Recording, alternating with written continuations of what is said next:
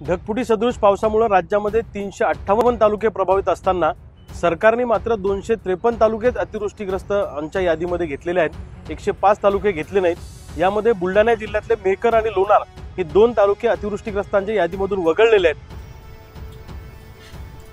नमस्कार मंडळी, स्वागत आहे तुमचं मराठी एक्सप्रेस या आपल्या लोकप्रिय चॅनलमध्ये। तर मंडळी, ती कोणती तालुके आहेत जे या नुकसान भरपाईच्या यादीमध्ये समाविष्ट करण्यात आली?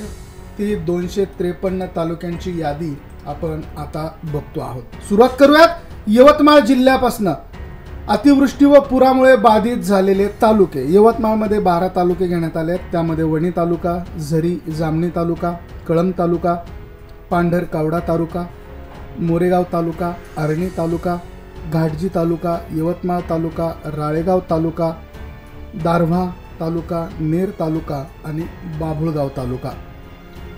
अमरावती जिल्ह्यामध्ये 6 तालुके घेण्यात आले आहेत। त्यामध्ये धारणी तालुका, मोर्शी तालुका, चांदूर बाजार तालुका, अमरावती तालुका, चिखलदरा तालुका, नांदगाव तालुका अशी 6 तालुके अमरावतीमध्ये घेण्यात आले आहेत। तर वाशिम जिल्ह्यामध्ये 3 तालुके घेण्यात आलेले आहेत। त्यामध्ये कारंजा तालुका, मानोरा तालुका, वाशिम तालुका। बुलढाणा जिल्ह्यामध्ये 9 तालुके घेण्यात आले। त्यामध्ये मलकापूर तालुका, सिंदखेड राजा तालुका, बुलढाणा तालुका, शेगाव तालुका, नांदुरा तालुका, देऊळगाव राजा तालुका, चिखली तालुका, मातोळा तालुका आणि खामगाव तालुका। त्याचबरोबर चंद्रपूरमध्ये 14 तालुके आहेत। त्यामध्ये सिंदेवाही, बल्लारपूर, चंद्रपूर, सावली, भद्रावती, वरोरा, चिमूर, राजोरा, कोरपणा, नागभीड, जिवती, गोंडपिंपरी, पेंभुर्णा, ब्रह्मपुरी अशी 14 तालुके आहेत। वर्धा जिल्ह्यामध्ये 7 तालुके आहेत। त्यामध्ये समुद्रपूर, वर्धा, आर्वी, हिंगणघाट, देवळी, सेलू आणि कारंजा तालुका।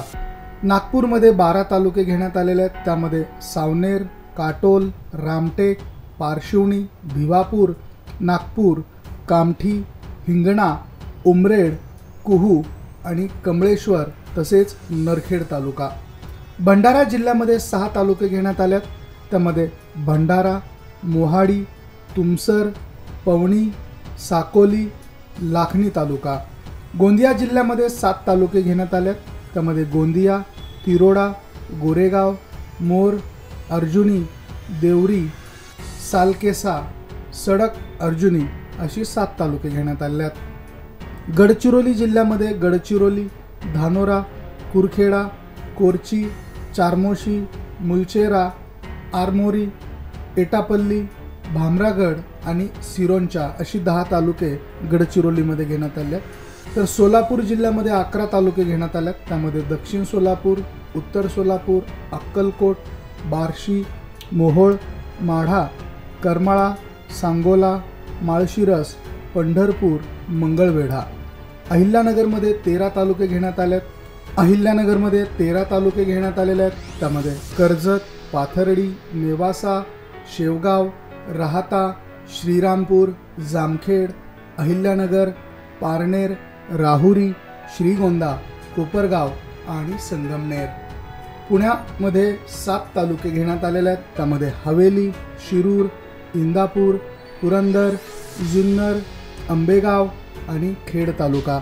कोल्हापूर जिल्ह्यामध्ये 3 तालुके घेण्यात आले आहेत। त्यामध्ये गगनबावडा, चंदगड आणि पन्हाळा तालुका। सातारा जिल्ह्यामध्ये 3 तालुके घेण्यात आले आहेत। त्यामध्ये कोरेगाव, खटाव आणि माण तालुका।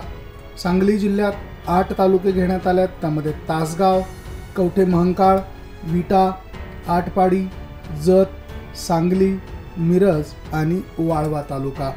नाशिकमध्ये 15 तालुके घेण्यात आलेले आहेत। त्यामध्ये मालेगाव, नांदगाव, सटाणा, कळवण, देवळा, दिंडोरी, सुरगाणा, नाशिक, त्र्यंबकेश्वर, पेठ, इगतपुरी, निफाड, सिन्नर आणि चांदवड तालुका। येवल्यामध्ये देखील येवल्याचा समावेश करण्यात आलेला आहे। जळगावमध्ये 4 तालुके घेण्यात आले आहेत। त्यामध्ये मुक्ताईनगर, पाचोरा, जामनेर आणि रावेर तालुका। नंदुरबारमध्ये 6 तालुके घेण्यात आलेले आहेत। त्यामध्ये शहादा, नंदुरबार, नवापूर, अक्कलकुवा, तळोदा, आक्रणी अशी 6 तालुके आहेत. धाराशिव जिल्ह्यामध्ये 8 तालुके घेण्यात आलेले आहेत. त्यामध्ये उमरगा, धाराशिव, लोहारा, भूम, परांडा, कळंब, वाशी आणि तुळजापूर तालुका.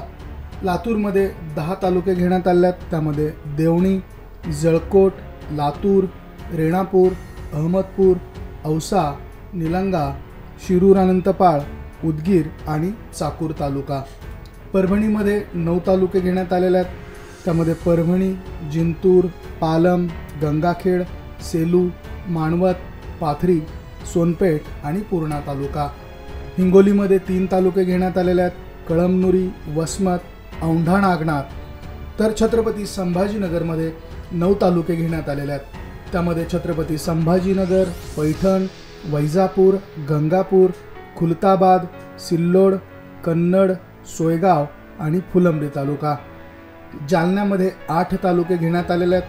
त्यामध्ये अंबड, जालना, घनसावंगी, बदनापूर, परतूर, मंठा, भोकरदन आणि जाफराबाद तालुका. बीडमध्ये 11 तालुके घेण्यात आलेले आहेत. त्यामध्ये बीड, आष्टी, पाटोदा, शिरूर कासार, माजलगाव, गेवराई, धारूर, अंबाजोगाई, परळी, वडवणी आणि केस तालुका. रायगडमध्ये 15 तालुके घेण्यात आलेले आहेत. त्यामध्ये माणगाव, पाली, म्हासाळा, अलिबाग, पेण, मुरुड, खालापूर, कर्जत, पनवेल, उरण, तळा, रोहा, महाड, पोलादपूर आणि श्रीवर्धन तालुका. तर रत्नागिरीमध्ये 7 तालुके घेण्यात आलेले आहेत. त्यामध्ये दापोली, चिपळूण, गुहागर, खेड, मंडणगाव, संगमेश्वर आणि रत्नागिरी. तर ठाण्यामध्ये 5 तालुके घेण्यात आलेले आहेत. त्यामध्ये मुरबाड, भिवंडी, शहापूर, उल्हासनगर आणि कल्याण तालुका. पालघरमध्ये 7 तालुके घेण्यात आलेले आहेत. त्यामध्ये पालघर, डहाणू, तलासरी, वाडा, विक्रमगड, जव्हार आणि मोखाडा तालुका. अशी एकूण 253 तालुके घेण्यात आलेले आहेत आणि या सगळ्यांची यादी ही आता प्रसिद्ध झालेली आहे. संपत सूर्यवंशी सहसचिव महाराष्ट्र राज्य यांच्यामार्फत ही यादी प्रसिद्ध करण्यात आलेली आहे. तर मंडळी, अतिवृष्टी आणि पुरामुळे हे बाधित झालेल्या तालुक्यांची यादी आलेली आहे. यामध्ये तुमचा तालुका आहे का आणि असेल तर कमेंट करा. आणि यामध्ये तुमचा तालुका जर नसेल तर निश्चितच तुमच्या प्रतिक्रिया या व्यक्त करा. तुमचं झालेलं असलेलं नुकसान यामध्ये सांगा. हा व्हिडिओ या मंडळींपर्यंत पोहोचवण्यासाठी मदत करा. धन्यवाद.